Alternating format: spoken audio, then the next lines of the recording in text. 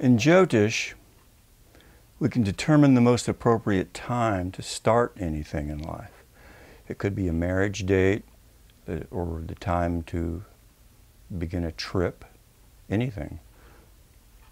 Whenever the graha, the planets, are in a good place. This is called muhurt. The sun rules Trump's first house. It is his ruling planet. So it represents him in the most powerful way.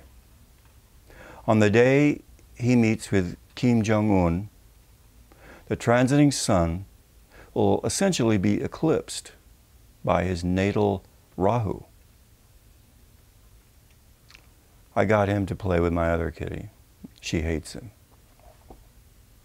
It'll be eclipsed by his natal Rahu right on the same degree if the meeting is in the afternoon. His birth sun and transiting sun will therefore both be eclipsed. This is not an official eclipse, of course, but both the sun and the moon will be very close to Trump's birth Rahu and Kim Jong-un's birth Rahu. They're in the same sign. Plus, Trump's damaging moon will also be eclipsed and powerfully exalted, meaning powerfully negative.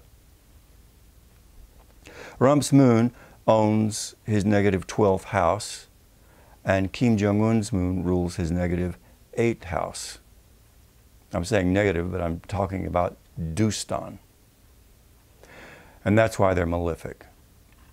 So this happens during a new moon. Now, add transiting Mars exalted, which I talked about in the last video, in his 6th house, the 6th house of obstacles. And this whole planetary scenario spells conflict. Nature could not have arranged a more disastrous day to create harmony. Besides, Kim Jong-un will never give up his missiles on that day or any other day. And this whole summit has been described by political analysts as just a show. Trump, if he goes at all, will come home disgusted and blame the whole thing on Kim Jong-un. Kim Jong-un will blame Trump. Kim Jong-un's negative moon, ruling his damaging 8th house, will be eclipsed along with Trump's. And this negative moon will be powerfully exalted, meaning powerfully negative, just like Trump's. In the Navamsha chart, the two biggest planets are also troubled. The moon is eclipsed by the sun, and they're both aspected by Rahu, which creates darkness. One should never talk with the insane anyway. And two insane people now, two Rakshasas, demons, are talking to each other. What do you think will happen? Rahu itself is a demon that causes eclipses, blotting out the light. With monster Trump, who embodies the qualities of Rahu throughout his chart in every way, and in a corrupt Jupiter Dasha, which behaves like Rahu Dasha in his chart, and the United States in Rahu Dasha, Trump will never be successful at creating world peace. Not peace for us, or in the next world for himself. We have a war coming.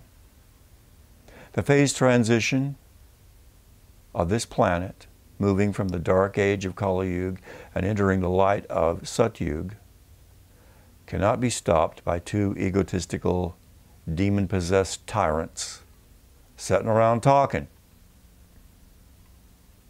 So just watch. And when you think about it, our nation has been Donald Trump. It is Donald Trump. He's simply an embodiment of all that we were for the past 242 years, and coming to power just as Kali Yuga and this corrupt civilization are ending. Great wealth, great materialism, great power, somewhat like the Roman Empire, but a misuse of that power. And it began with the destruction of the Native Americans, and it became a world power using slavery, and later environmental destruction. We have perverted leaders owned by corporations and who allow poverty and the slaughter of millions of animals for food while the world starves. The United States, as a glorious nation, is a facade.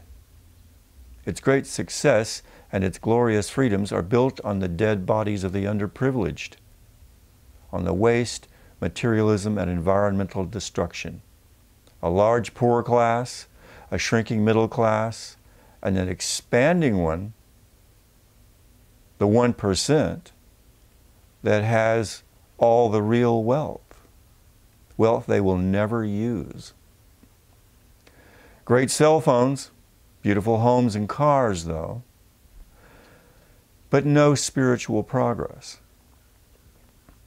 So it's only inevitable that as the age of darkness ends,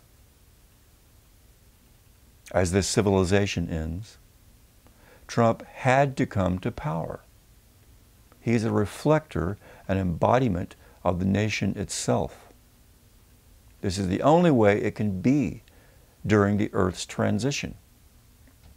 Getting rid of all that karma, all at once. We cannot escape it by electing another so-called leader.